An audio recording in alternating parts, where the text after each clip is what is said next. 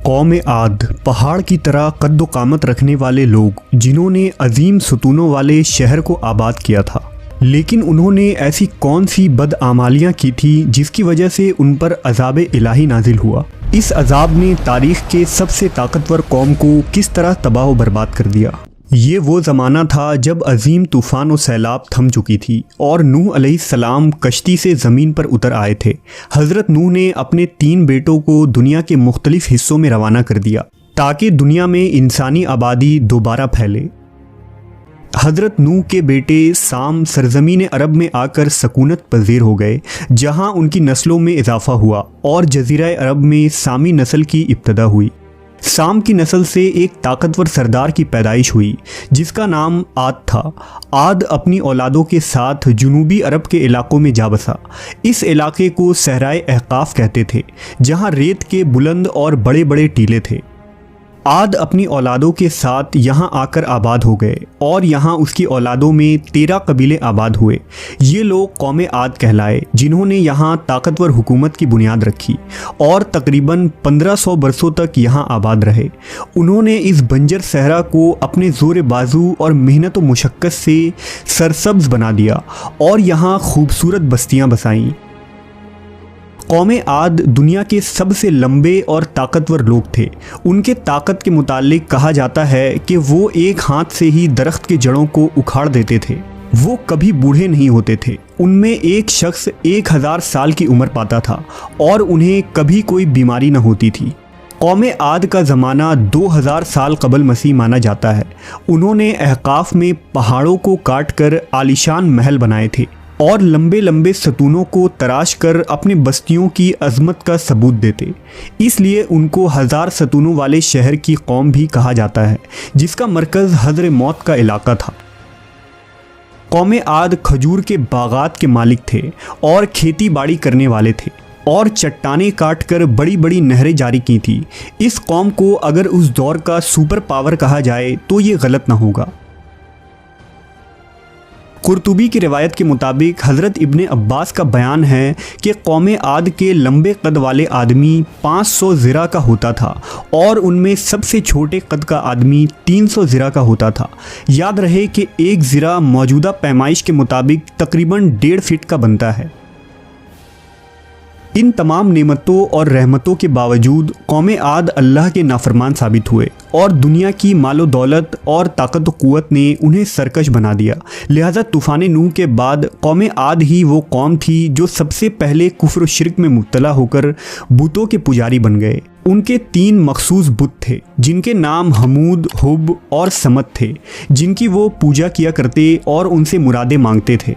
शिर्क के साथ बहुत जल्द ही ये लोग जहालत, गुमराही, बेहयाई, ज़िना और फसाद में पड़ गए और बदआमालियों के तमाम हद को पार कर दिया। लिहाजा अल्लाह ने कौम आद में से ही एक नेक और सालेह बंदे जिनका नाम हूद अलैहिस्सलाम था, उन्हें नबूवत अता की ताकि इस भटकी हुई कौम की इस्लाह की जा सके। हूद अलैहिस्सलाम ने अहले आद को अल्लाह की इबादत की दावत दी और उन्हें शिर्क से तौबा करने की तलकीन की। हज़रत हूद मुसलसल 50 सालों तक अपनी कौम को दीन हक़ की वाज़ व नसीहत फरमाते रहे। कौम आद के 2 कबाइल जिनका नाम कलमान और खलजान था और उनके पास कौम की सरदारी थी, उन्होंने हज़रत हूद की सबसे ज़्यादा मुखालफत की और आपको तकलीफ़ें पहुँचाईं। लेकिन आखिरकार कबीला खुलजान दावत हक़ पर ईमान ले आए, जबकि बाकी 12 कबीलों ने हज़रत हूद का इनकार किया। उन्होंने हज़रत हूद से कहा कि हम अपने बाप दादा का चलन हरगिज़ न छोड़ेंगे। वो तकब्बुर और गुरूर में डूब गए और उन्होंने अल्लाह को ललकारा और कहा कि अगर हमसे भी ज़्यादा कोई ताकतवर है तो उसे ले आओ। लिहाजा अब कौम आद पर अजाब का फ़ैसला करीब था। कई दिनों तक अहकाफ में बारिश न हुई, चश्मे, आबशारें और नहरें खुश्क हो गईं और हर तरफ सूखा पड़ने लगा। खेत खलियान बर्बाद हो गए, ज़मीन बंजर हो गई। आद के लोगों के बड़े बड़े बागात सूख गए, मवेशी मरने लगे, यहाँ तक कि लोग पानी के लिए तरसने लगे। जब खाने को कुछ न रहा तो ये लोग कुत्ते, बिल्लियाँ, चूहे और मुर्दार जानवरों को खाने लगे। लिहाजा एक सयाह बादल मंडलाता हुआ अहकाफ के इलाके की तरफ बढ़ा, जिससे हर तरफ अंधेरा छा गया। हूद अलैहिस्सलाम ने जब ये मंजर देखा तो समझ गए कि अल्लाह का वादा अब करीब है। हज़रत हूद अपने मानने वालों को साथ लेकर खतीरा नामी बस्ती की तरफ चल दिए। जैसे ही हज़रत हूद ने अहकाफ से हिजरत फरमाई, अजाब की इब्तदा हो गई। काले बादल मज़ीद सया हो गए और तूफ़ान बरपा हो गया। एक तेज़ आंधी चली जिसने सब के दिल दहला दिए। इस सख्त आंधी के सामने हर चीज़ ज़मी बोस होने लगी। हवा के झोंकों से कौमे आद के अजीम सुतून ढहने लगे और उनके बड़े बड़े महल्लात और घर उड़ा कर रख दिए गए। 60 हाथ के कद आवर अफराद तिनके की तरह हवा में उड़ रहे थे। हवा उनके सरों को इस जोर से टकराती थी कि उनके भेजे निकलकर मुंह पर लटक जाते थे। आंधी का ये अजाब इतना सख्त था कि हवा आग के बगोलों की तरह घरों में घुस गई और उनको उठाकर बाहर फेंक देती। अल्लाह ने तेज़ आंधी के इस तूफ़ान को 7 रातों और 8 दिनों तक मुसलसल जारी रखा और अब अहकाफ का वो इलाका जो कभी जन्नत नज़ीर और दिल फरेब हुआ करता था, सहरा और तबाहशुदा ज़मीन में बदल चुका था। अगर अहले किताब की बात की जाए तो उनके किताबों में अहकाफ या इरम के मुताल्लिक कोई तफसीली जिक्र नहीं मिलती। अलबत्ता अहदनामा कदीम में निफेलियम नामी मखलूक का जिक्र मिलता है, जिसका तर्जुमा अहले किताब के उलमा के मुताबिक इंतहाई ऊंचे कद के लोग हैं। लिहाजा ऐने मुमकिन हो कि ओल्ड टेस्टामेंट में जिस निफेलियम का जिक्र किया गया हो वो कौम आद ही हो। बहरहाल कौम आद का वो इलाका इस तरह तबाह व बर्बाद हुआ था कि फिर हज़ारों साल तक तारीख़ के सफ़ों से आद और उनके इलाके का नाम ही मिट गया और लोग उन्हें सिर्फ़ एक मिथ या अरबी लोक कहानी समझने लगे। लेकिन 1000 सालों बाद कुरान मजीद में कौम आद और अहकाफ की तारीख़ को दोबारा दोहराया गया ताकि लोग उस कौम की हकीकत को याद रखें। अगर मौजूदा दौर की बात की जाए तो अहकाफ का वो इलाका आज यमन और ओमान के इलाकों में 2.5 लाख स्क्वायर मील पर फैला है, जहां आज रेत के सुनसान टीलों और वहशत व वीरानी के सिवा कुछ भी नहीं है। इस इलाके की वहशत की वजह से अरब इसे हज़र मौत कहते हैं। मकामी बद्दुओं से लेकर सयाह और मुसाफिर तक कोई भी इस रेतीले रेगिस्तान के करीब जाना पसंद नहीं करता।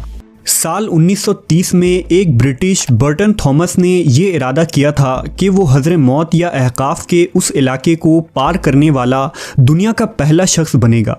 लिहाजा थॉमस ने मकामी बद्दुओं को साथ लेकर ऊँट के ज़रिया इस इलाके का सफ़र किया था। बी थॉमस ने लिखा है कि इस सफ़र के दौरान हज़र मौत के एक इलाके से गुज़रते हुए उसने एक खंडर नुमा इमारत देखी।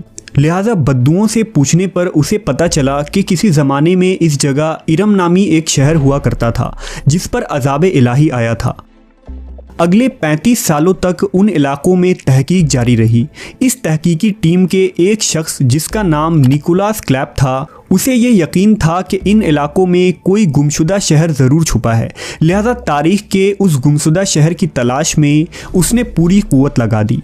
क्लैप ने 2-2 हज़ार साल पुराने यूनानियों के बने हुए नक्शे ढूंढे। लिहाजा उसे टॉलमी का बना एक नक्शा मिला जिसमें उन इलाकों को दिखाया गया था। अब क्लैप को यकीन था कि वो अपनी तहकीक सही मकाम पर कर रहा है।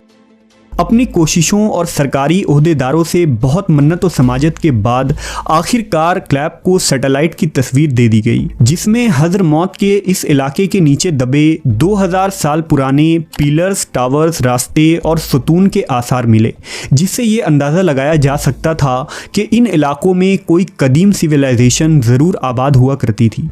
सवाल ये उठता है कि वो कौन सी हवा थी जिससे कौम आद के इतने कद आवर और देव कामत लोग तिनके की तरह उड़ गए और उनके अजीमुशान सुतून और मोहल्लात तबाह होकर रेत की तरह बिखर गए। जदीद साइंस की हवा पर तहकीक शायद इस सवाल का एक बेहतरीन जवाब हो सकता है। दरअसल साइंसदानों ने विंड फोर्स को मुख्तलिफ दर्जों में तकसीम किया है, क्योंकि हवा की तेज़ी और शिद्दत इलाकों, मौसमों और मकामात के एतबार से मुख्तलिफ होती हैं। इनमें सबसे कम फोर्स की हवा लेवल 0 की हवा है, जो हमारे सतह ज़मीन पर मौजूद है, जिसमें हम पतंग उड़ाते या परिंदे परवास करते हैं। फोर्स 4 की हवा का वो लेवल है जो एक कश्ती के बादबान को आसानी से धक्का दे सकता है। इसी तरह फोर्स के हर लेवल के साथ हवा की शिद्दत में इजाफा होता जाता है। तहकीक के मुताबिक हमारी इस ज़मीन के मुकाबले में दूसरे सैयारों पर चलने वाले हवा तेज़ तरीन होती हैं। अगर इस कायनात में सबसे तेज़ चलने वाली हवाओं की बात की जाए तो वो जदीद दरियाफ्त के मुताबिक IJR नामी ब्लैक होल के गिर्द चलने वाली हवाएं हैं। ये हवाएं 3 करोड़ 20 लाख किलोमीटर फी घंटा की रफ्तार से चल रही है, जो रोशनी के रफ्तार का तकरीबन 3% हिस्सा है। इस रफ्तार से चलने वाली हवाओं में शायद इंसान के खून के खुलिये तक बिखर जाएंगे। हवा के इस फोर्स से ये अंदाज़ा लगाया जा सकता है कि कौम आद पर आने वाला वो तूफ़ान किस कदर सख्त और दिल दहला देने वाला था।